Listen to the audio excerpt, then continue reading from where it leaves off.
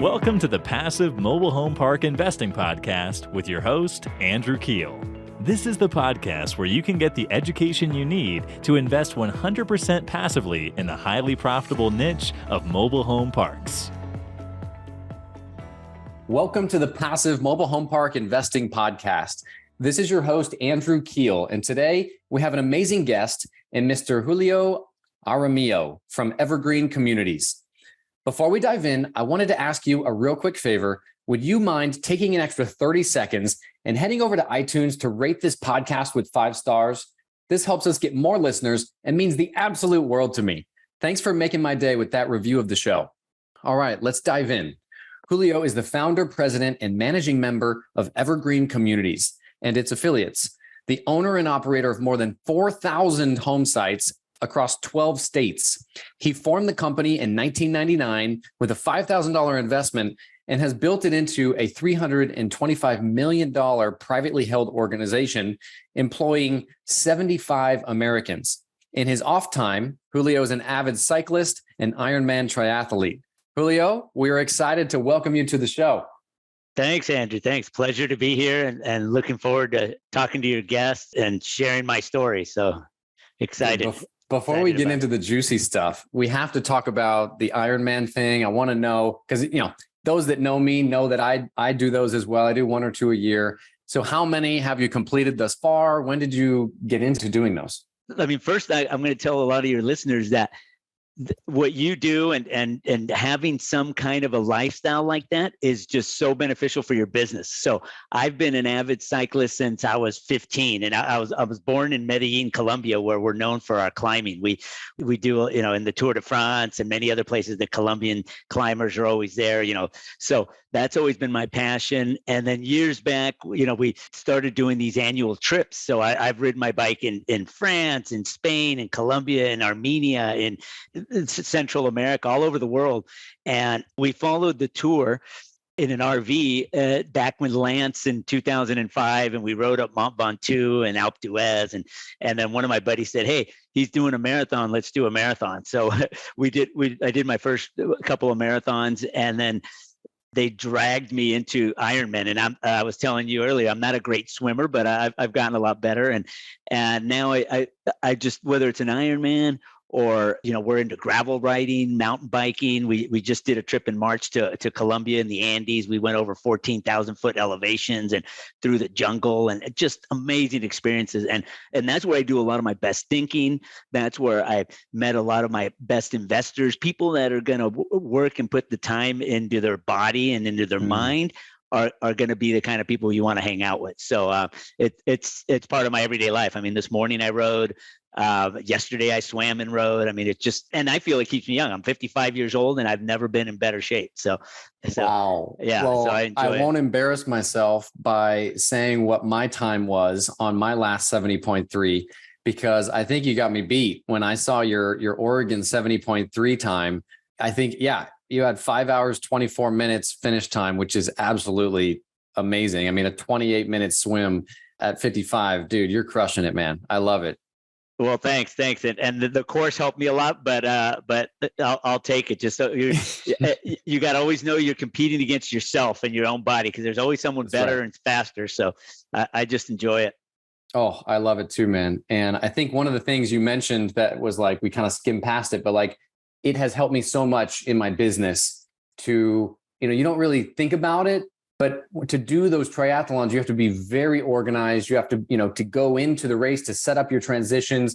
There's so many things you need to remember, right? From a bike pump to your hydration, to your nutrition. So there's so much that goes into it. And my mind just thrives on that. And then also just the motto, right? Like anything is possible. Yeah. Like it has pushed me literally, because I was a chubby kid. People don't know this, but growing up, I was the chubby kid that played football, and I was, when I was in little league, I was like an O lineman, but now I'm in shape, I'm thin, and people are like, holy moly, you're just born this way, or how'd you get this? No, it was pushing through that mental block. So I love it, dude. Has it helped you that way as well?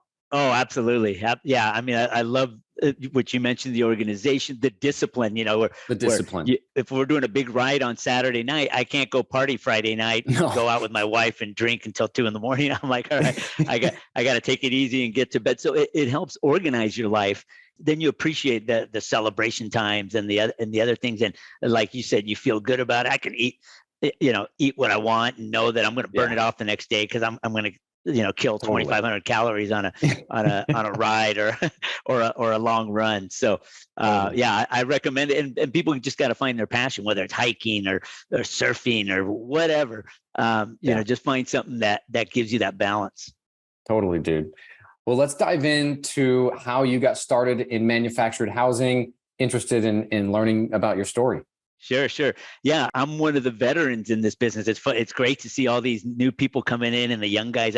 I started in 1989. I was at UCLA and just went and picked up a job, putting myself through college, and picked up a job at the UCLA Placement Center for the Carlyle Group, which was Ron Singer, not the hedge fund. This was Ron Singer's group out here in Beverly Hills.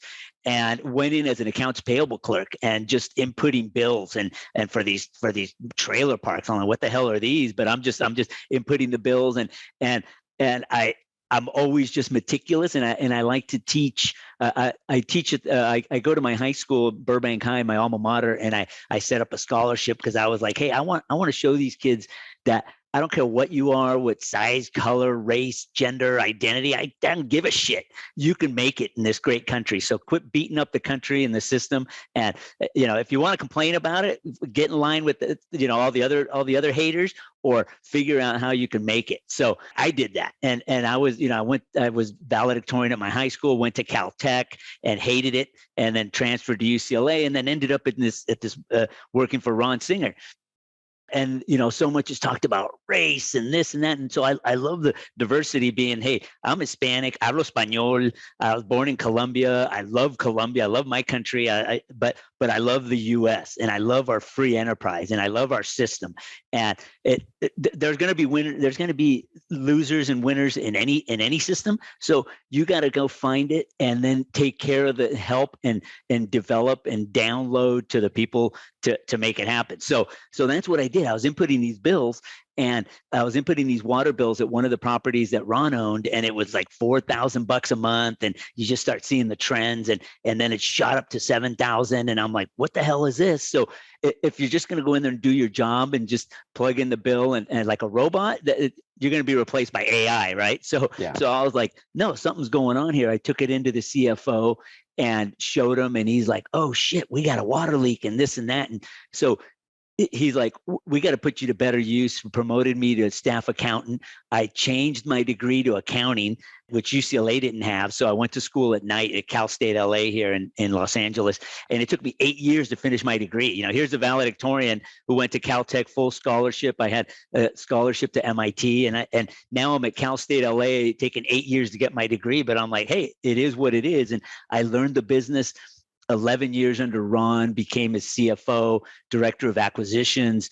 We were buying parks at 10, 11, 12 caps. It was and nobody knew what these were. I mean, these were trailer parks, right?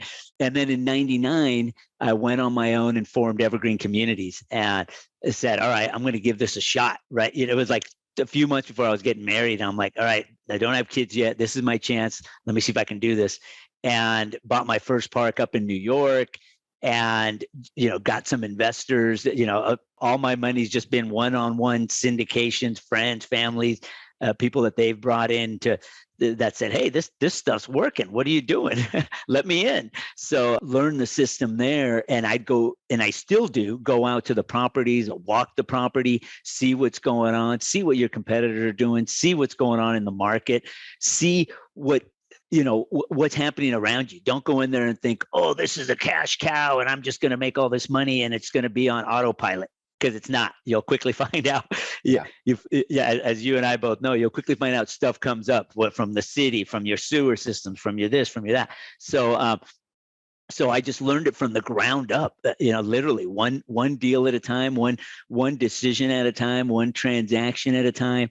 And I never had any goals or aspiration to think, oh, I'm going to own a portfolio and I'm going to be this. And I thought, hey, I'm going to be some executive right-hand man for some owner and be their CFO, their money guy. And I dream numbers all the time. So I sort of got thrown into that and said, all right, run with it. And so that led me into this industry well before the hedge funds and back when Sun Communities and there was Chateau and they were just forming their first REIT and all this. So it was interesting to see how the industry has changed.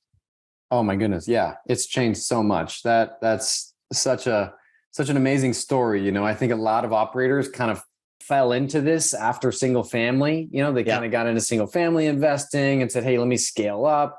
But that's so interesting that you were fortunate enough to just jump into this right through UCLA and working with Ron Singer. What were interest rates like back when you're buying these 10, 11, 12 caps? What was that like when you first got started?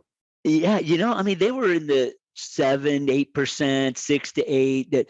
And I know we're seeing a spike in rates now, but what I can tell these people, again, being now 30 something years in the industry is, we've seen it all, 2008 and 96 recession. And just so many different things, and you got to adjust, but it's all going to come back. It's all cyclical. I'm enjoying buying properties. We're closing on a deal in North Carolina at the end of this month. And then I have another 2 in the hopper that are seller financing and realizing that say, hey, this is great because once I stabilize these deals and I have a 5-year window to look at where rates are going to go, I'm going to refinance this. And who knows, rates may be back down in the 4s or the 3s, or, I don't know if we'll get back in the 2s, like some of the deals that we locked in at, but you got to look long-term. I've been seeing some of these guys get in trouble or stretching to buy and pounding their chest. I got this many sites and I got that many sites. And you know what? No one really cares. To me, it's like, I'm happy with the amount of sites I have. We buy 1 or 2 deals a year and we do them right and we treat them right and we visit them every quarter. And I go out once a year and walk the properties and from the first deal we own to the latest that we're going to buy, you just got to take care of these things. You got to realize they're not just flip and burn and cram a huge rent increase down and pull the money out, because you're not only screwing the resident, you're screwing yourself. You're getting the town and everybody's visibility on you and rent control and everything else. So being a responsible owner has been my most beneficial reward, and not like, oh, you're so nice, Julio. It's like, no, it's helped me financially being a responsible owner. Totally. Yeah. Because you get that sticky tenant. Let me go back to what you were talking about, like the recessionary times, 1996, 2008. I wasn't in the business until 2017, right? So there's a lot of new blood in the business, and it's kind of been like rolling strikes, right? Like every deal since 2017 till now. But I would love to learn about, the recessionary times and what you learned, what you did with your operations during that time to battle, to get through. Yeah. Believe it or not, in a lot of those times, you still do well because of where we're positioned in the housing stack. We're affordable housing. We're, I think, better than apartments. If you provide a good service, a clean park, you don't have neighbors up below you, beside you. COVID even helped. It's like, oh, I don't want to get in an elevator in some high rise in downtown Charlotte. And it's like, okay, come out to our park and you have your own parking spot and you could pull up. But we had to adjust in operations wise into working with tenants. If somebody, some had to at certain times get onto payment plans, and just keeping on top of your operations. You can't let it go. You still got to keep the property looking good. You still got to reinvest. You got to take care of your roads. You got to do all these things while also realizing, okay, people are losing their jobs, or this plant just shut down here right outside of Youngstown, Ohio, and we have an issue. 30 of our tenants are on being furloughed, or so. You got to remain nimble, but really staying on top of it. You can't just begin that autopilot and think these things are just going to fix themselves, because they're not. You got to put effort into it and try not to get over leveraged. Some of these guys think, hey, I just want to get in there, not what raising. What is the proper amount of leverage, do you think? What's the proper amount of leverage?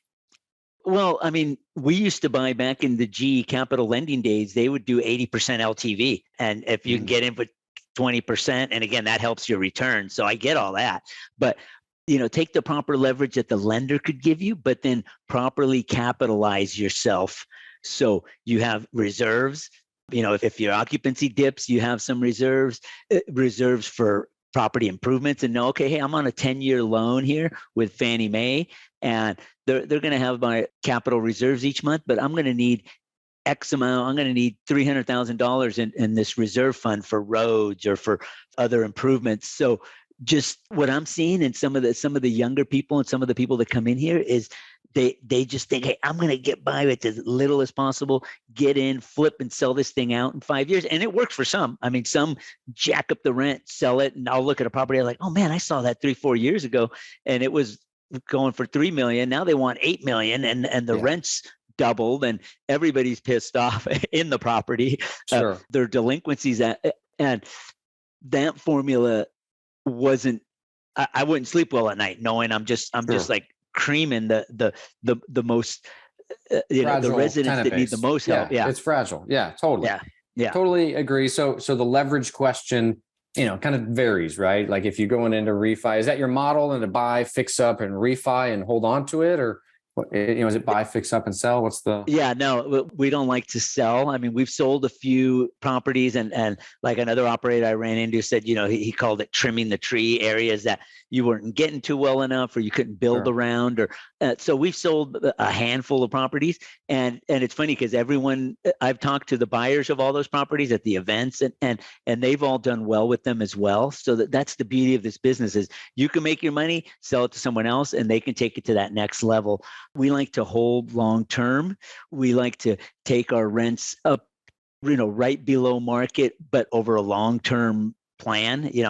I spoke at one of the George Allen seminars, and I said, I don't care if you're $200 under the market.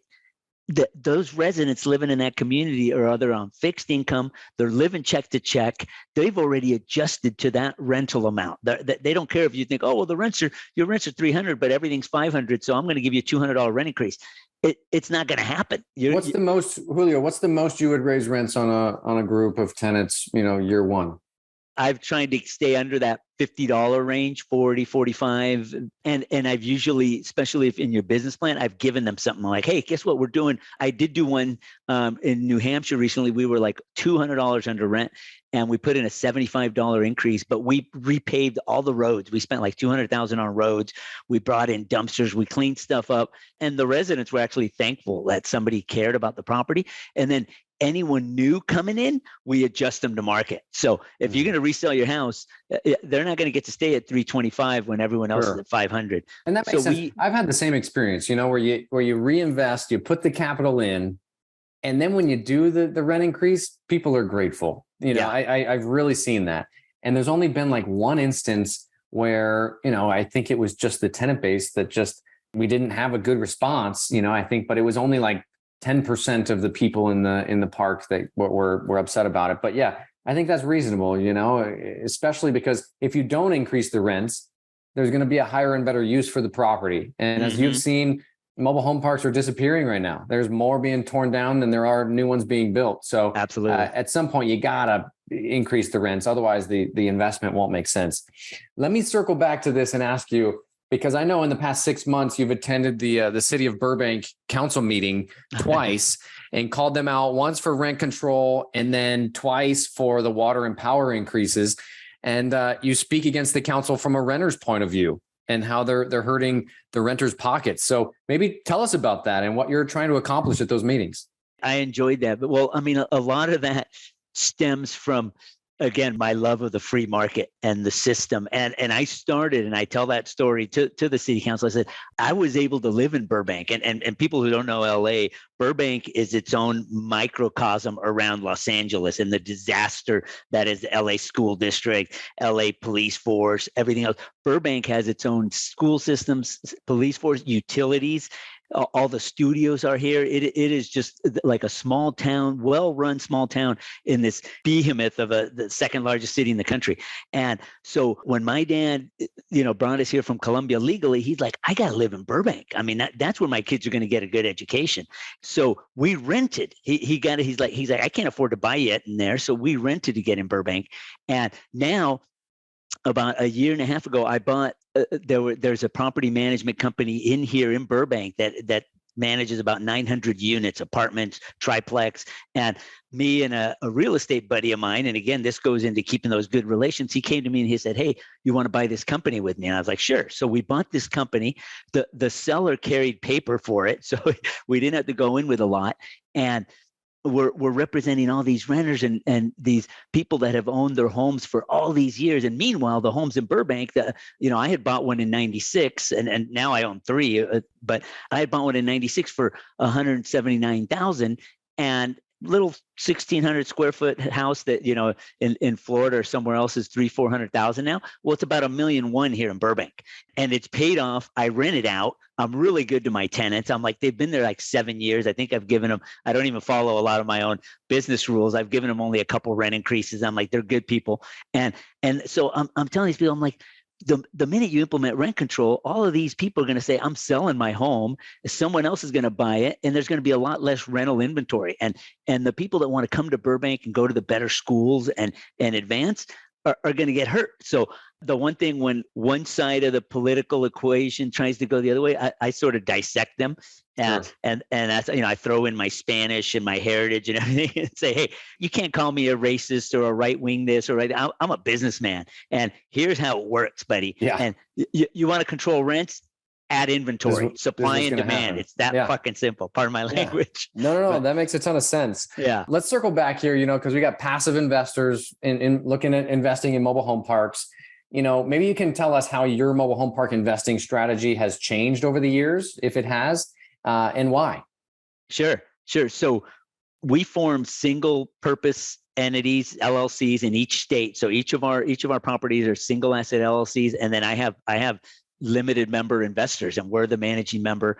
And over the years, 25 plus 24 and a half years now of Evergreen, we used to buy stabilized communities with 3 to 5% vacancy, and dealers would bring in homes, and that's all changed now. And so we've found now some communities that have more hair on them, but are in great markets. So you also obviously want to be in the right markets.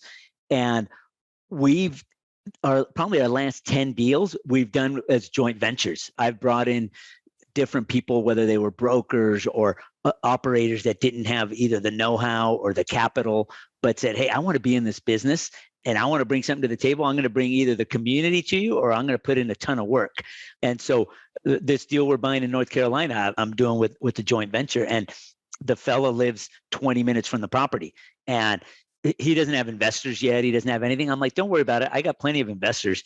We just got to make sure the property works. So he's going to work on site, learn the property, then hire the manager, and then build from there. But so this joint venture models worked for us quite a bit. And our investors know that long-term, this thing's going to cash flow great. And, we prepare them, hey, early on, we're below market rents. There's vacancy. We're going to do some cleanup. Your returns are going to be X, but hang on and let us get there. And it's going to get there. And these things are like a snowball effect once you do it right. So value add, you went from more stabilized to value add now. And that's exactly what we do as well, because I think you're going to be able to get the returns that make sense. And then also you're fixing up these assets, right? I assume you're buying these things from mom and pops, just like we are. That have kind of just let the deferred maintenance compound, and they've kind of, taken every dollar as using it as a retirement vehicle, and they haven't reinvested. So I think that's a great model as well right now. What mistakes in mobile home park investing over the 30 years you've been in the business, what mistakes have you made that, we could learn from? One of them is, not buying in the right market, in certain tertiary markets where, we bought this property that was just beautiful in Indiana. And you got to realize your competitors aren't always just other mobile home parks. If somebody can go and buy a stick-built home and own the land and build their own equity for $120,000 in a podunk town, they're competing against where you can take your rents and where you can sell homes. And one of them was not buying in that. Another one is we buy in now. We've been gearing more towards, again, not politically, but financially, more red states. I love California. I mountain bike here every morning. I love it, but I wouldn't buy another property here. It's just overtaxed, mismanaged. We own 2 communities in New York, and I wouldn't buy another property in New York. I mean, me neither. Yeah. When you put a 3% rent control on something, it sounds great when CPI was 2. Now when it's 8 or 3% doesn't cut it. So I think you got to buy in the right areas where the populations are going, where the populations are moving, and private utilities can be tough, but if you do it right and you look at it and you study it and know you can get it right. We have well water and septic on some communities. We have sewer plants, and you just got to know what you're getting into and know that, sometimes like our well water is better than city water at a community we have, and they want us to hook up to the city. And we're like, our water quality is better than yours. Why do we want to pay you for every bit of water that leaks out of our system? So I'd say in our history, we've had a couple communities that have, had issues. One was a flood. Floodplains are unfortunately really tough now because some of the best lenders want BI flood insurance, which is business interruption. Super expensive. And it's expensive as heck. And then again, the market that you're in, I'd rather own a junky property in downtown Dallas than a great property in the middle of nowhere. So beautiful property. How do you judge that? Are you looking like what metrics make a good market for you? Is it just the population growing and a median home price above 120,000, or what are you specifically looking at there? Because our portfolio is mainly in secondary markets throughout the Midwest, and we've been pretty successful with them. We've hit, I think, one market like Southeast Iowa.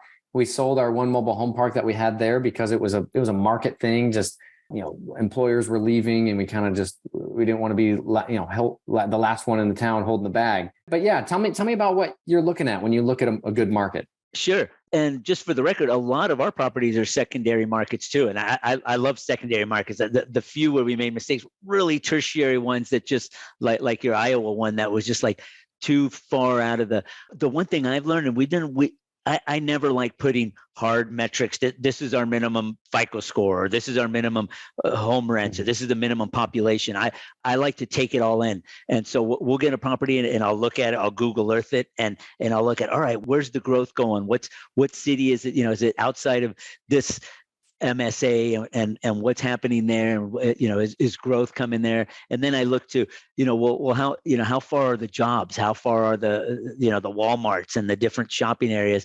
And then, you should look at the housing prices. But now, fortunately, housing prices everywhere are, minimum 200,000-300,000 we're still a very competitive alternative. So that isn't a big of a factor. Another tip I can give is I look at the reviews that the tenants give on the Google. Like we just looked at a property yesterday, and you'll look at the reviews and everyone's on there. This owner's terrible. Their water's bad, or they just jacked up the rent, or they just did. And you're going to get the haters. But if you see 10, 20 of the, you're like, all right, they have this issue going on at that property. And at least you know about it. Totally. So you want to use the technology, the internet, to your benefit. We'll do searches on what are apartment rents and other parks or home rentals in that area. So we know, okay, the sweet spot's going to be 1,100 here for a 3-bedroom, 2-bath home if we bring it in. So you want to do your quick research, but I don't like hard black and white metrics. I like looking at, I like that. Most of our deals. Yeah, I like not having a hard and fast rule. Yeah, I think that's how we are. We kind of are like, hey, this doesn't meet the threshold. The median home price isn't 100,000, and the monthly income doesn't add up.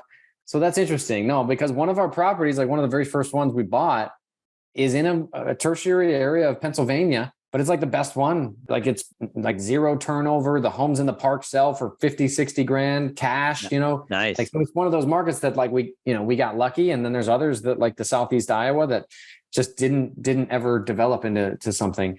Let me ask you this, Julio. this is like the one question that I ask every person I have on the show, and it's the one that gets the best feedback from listeners. So what are the most important things passive investors, we're talking 30,000 foot view passive LPs, what do they need to look out for when investing into mobile home parks? First of all, you want to look at who you're partnering with, who you putting your money with. Do your background on them, look to see what they're doing. Do your investment criteria line up with theirs? Are you going in just to flip and burn and be out in 5 years? Or is this something, hey, I have investors tell me, don't sell anything. I don't want to pay Uncle Sam. I just want to keep getting those quarterly distributions. And when you refi, let's pull some money out and buy something else. So make sure that aligns. And you want to make sure that the operator you're working with, if you're near any of their properties, visit them. I see some people out there and they're just building it. And then unfortunately, I drive through some of the properties and there's tarps and there's people working on cars and there's simple stuff that I'm like, this doesn't need to be like this. It's simple stuff. So you want to see how they operate their communities. You want to talk to either other of their investors or their lenders, get some good references on even industry wide. I mean, it's a small world in this industry. And if somebody's out there slashing and burning and screwing over brokers or screwing over this, they're probably going to screw over their investors. So people are consistent, as I was once told. So you want to look to who you're partnering with and what they're doing.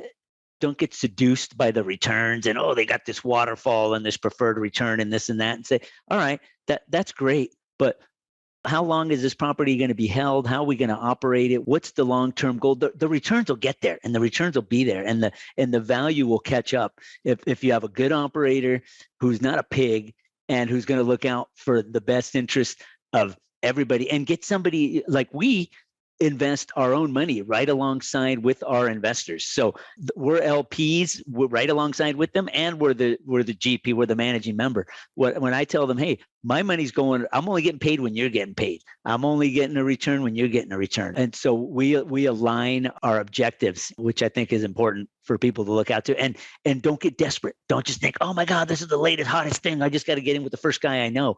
Look around. And I'm telling you this not because we need investors, because we don't. I mean, unfortunately, I don't take many new investors because I already have enough telling me people, hey, when's the next deal? And I'm like, I'm not going to find a deal just to place your money. I'm going to find a deal that makes sense for all of us.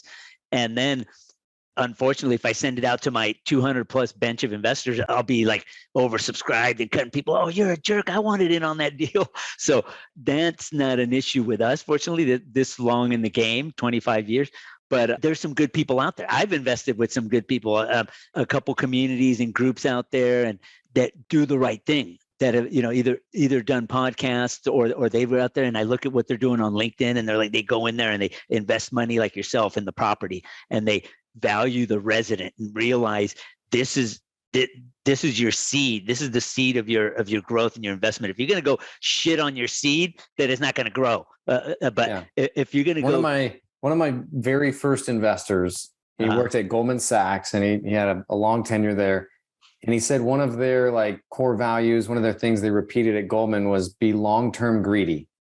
And that just kind of resonated, right? Like if you're short-term greedy, you're always going to get in trouble, right? But be long-term greedy, do the right thing for the long term, because you and I both know, hey, we can put some lipstick on the pig when we're rehabbing a mobile home and do it for $3 or $4 grand, or we could spend $6 or $7 grand and do it right and put this thing to bed. And when we sell it, we can know that, hey, that tenant's going to be happy for a long time and they're not going to need to go anywhere. So I'm completely aligned with you there. I love that. Tell us a little bit about Evergreen. Tell us about your portfolio, where you guys own.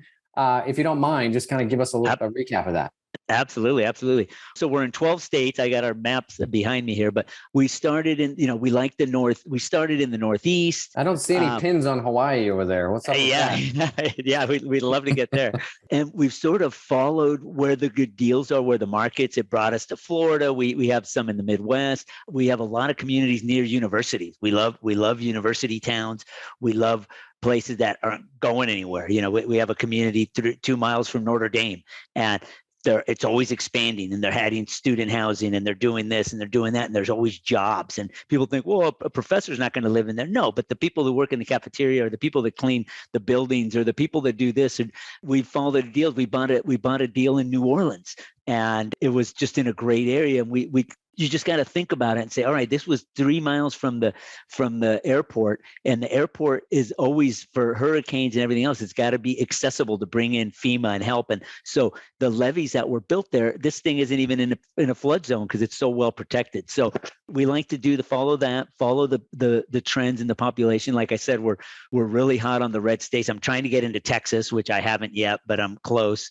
We're going into North Carolina. I like Tennessee. There's good areas everywhere. The mountain states, we got into Wyoming and Colorado, again, just through joint ventures. I have a joint venture partner in Denver, and he found some great stuff. And Montana, we're trying to get into. So, and like you said, there's great stuff everywhere in Iowa, Minnesota. You just got to find those pockets. It goes back to people like, oh, I'm going to write off the whole area. I'm not buying in the Midwest, or I'm not buying in this state. And then next thing you know, it's like one of our best properties is in a crappy, we're talking about New York, and one of our best properties up by Saratoga Springs, which the area is just awesome. We'd never have a vacancy, and homes sell for 180 grand. And luckily the 3%, our rents are 500 plus. So the 3% rent cap is still a $15-$20 rent increase. And where we are in that community, owning it 20 years, that's more than, we're fine. We don't have to, we're long-term greedy, as you say. I love that. I love that. So we're real methodical. We like Tell me to this. be. Tell me about your worst deal. An investor asked me this the other day. Tell me about your worst deal. My worst deal. Yeah, you know what? There's a couple deals that we had to sell in Indiana that weren't quite in the areas we thought they were going to be. There wasn't quite the development. And even our worst deal, our investors made money. No one has ever lost money with us, fortunately. And awesome. Our investors still made money. And then I saw the purchaser of that deal, and he went more aggressive on the rents and did some stuff. And then he sold it and made more money. So, I talk about a deal we have in Florida. And that's why you got to take that long-term view and not panic. We have a deal in Florida, and in 2004, we bought it in 2003. In 2004, it got hit by 2 hurricanes. It was a double whammy. It was a nightmare. We lost 100 homes, just imploded. Oh my goodness. And I went down there pulling metal off homes, helping the people clean up. You got to get over yourself. Some of these people, I worked on Wall Street. I don't give a shit. Get up there and help clean up the park. So go down there and show your residents and your managers and your regionals that you put your pants on just like they do. And so we're up there cleaning the park, and I thought I was going to lose it to the bank. And the city let us bring in RVs on the mobile home sites, and we bought that property for $10 million. Almost lost it to the bank, and last year someone offered us $50 million for it. Yeah. Dude. So this is 20 years, 18 years later. But you just got to weather the things. Don't panic. You're not going to win or lose in the short term. You got to take that long. So Evergreen is again just very low key, methodical. We're to the point where even like my CFO says, hey, we don't have to buy. And I'm like, I know, but if I see a great deal and I like it and I still enjoy it, and I like going out there, when I travel to the properties, I go and catch a game in Boston, or where we have 2 properties in New Hampshire, and I'll go catch everything, hockey, football. I like seeing the city and knowing what's going on around me. Areas you would never see if you weren't in this business, right? Totally. Like parts of Iowa. No, so I love that. I think there's a recurring theme that I'm picking up on, and I'm the same way. I'm a control freak. I'm very hands-on. Yeah. Like we talked about before we started recording, is like, I'm the type of operator, right? I don't come from Wall Street, but I'll get under a home, and I know how to change a ball valve, and I know how to get, get some new water lines ran and get it winterized. And I think you're the same type, right? You got to be hands-on sometimes. And I love that correlation of like, hey, there's a finance side of the business, but there's also the side that's like, hey, I know how to install a home myself if I need to, right? Yeah. Like I know how to, set these things and put them up on the axles. So that's really cool, man. I like your style. That's and awesome. People should know none of this is rocket science. There's not. I haven't used my calculus or derivatives or physics from Caltech. All you need is basics here. But again, it's elbow grease. You got to you got to be willing to put the work in, and that's the hard part. I know there's an operator that owns I want to say over $2 billion in assets under management of multifamily. And a few years ago, he got into mobile home parks and bought 8 or 9 communities and hired someone from Sun Communities to come in and manage the whole deal. and just drove them into the ground, like just because it's operationally intensive. And that's what people don't realize. You can't just hire a third-party manager and say, here, take it over. No, you have to have your own management in-house. You have to be looking at the KPIs, every single day and look at what's failing and you get attention to it. Otherwise it can get out of hand and get out of hand fast. So I think, he ended up selling that portfolio.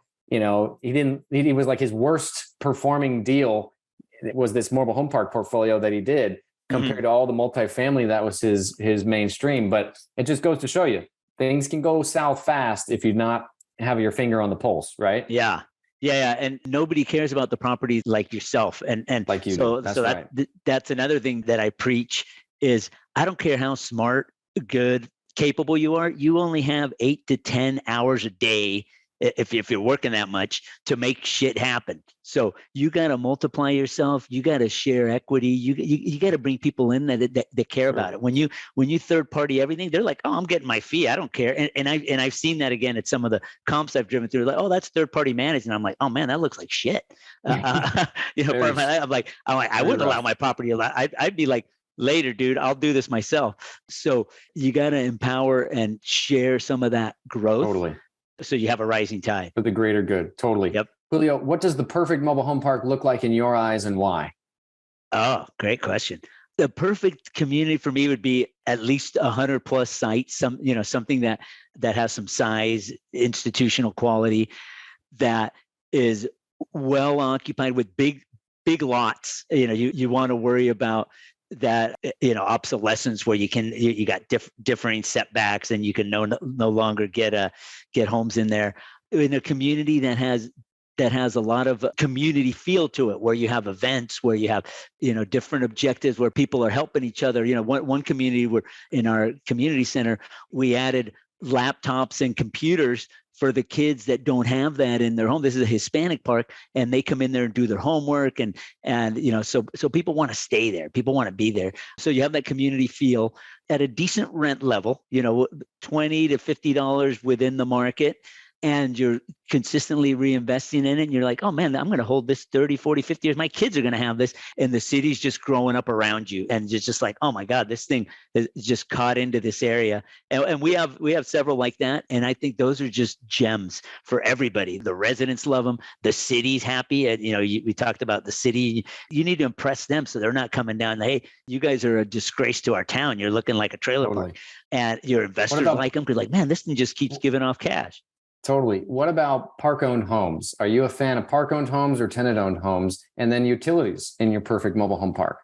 Yeah. Oh, well, I like direct build city utilities. Well, we're not even sub-metering them, where they're just getting billed. And we have several like that too. They're just great.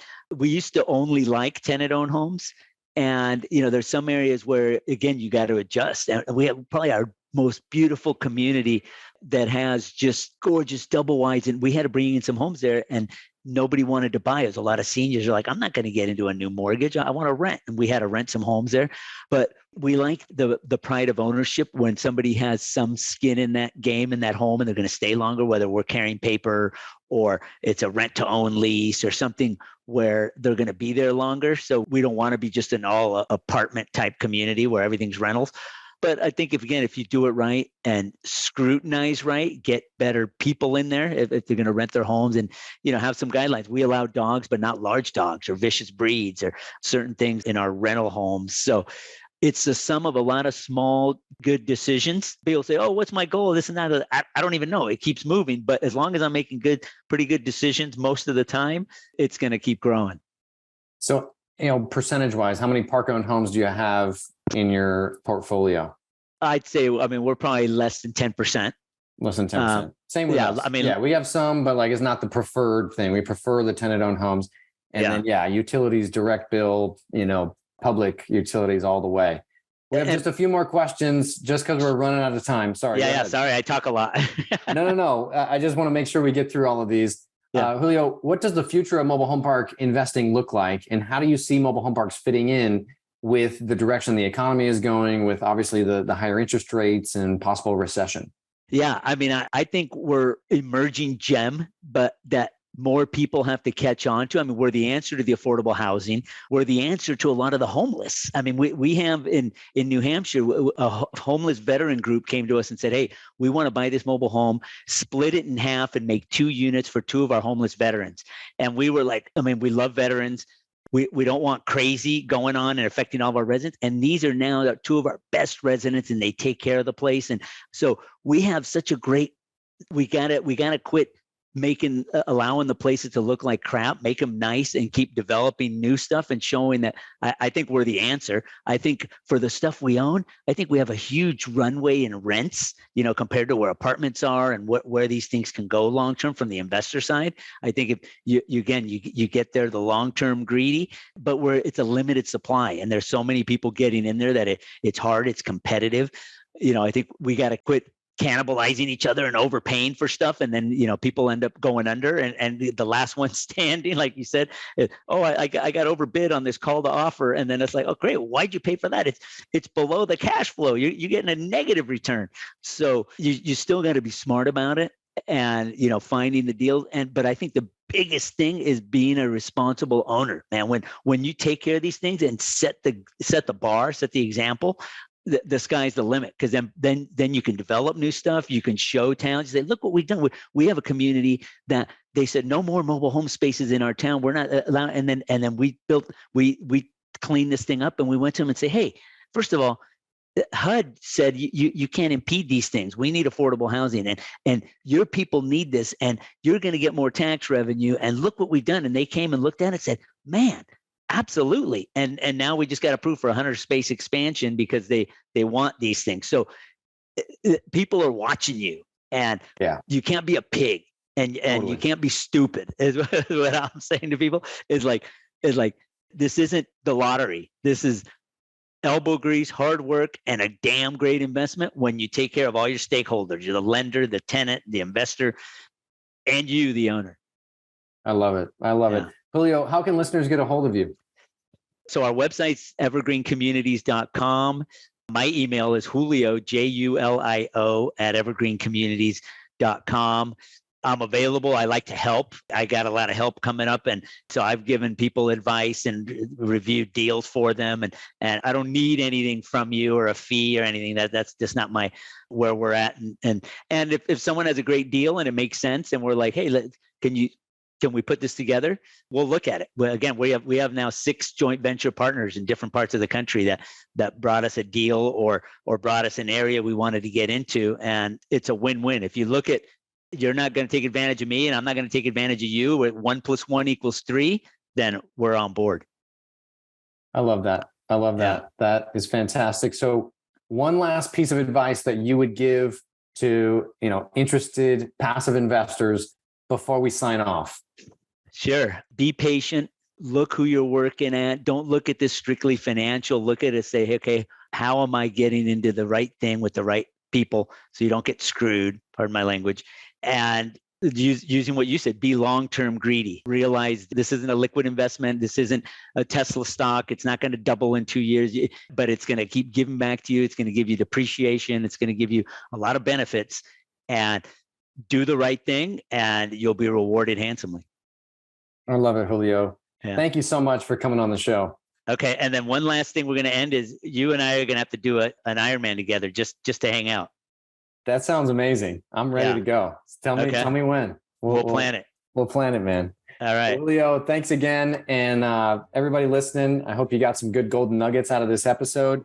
That's it for today. Thank you all so much for tuning in. Yeah. And thank you, Andrew, for informing so many people in this industry with these podcasts. Well, thanks, Julio. Thank you. Would you like to see mobile home park value add projects in progress? If so, follow us on Instagram at Passive MHP Investing for photos and awesome videos from our recent mobile home park acquisitions. Once again, that's at Passive MHP Investing on Instagram. See you there.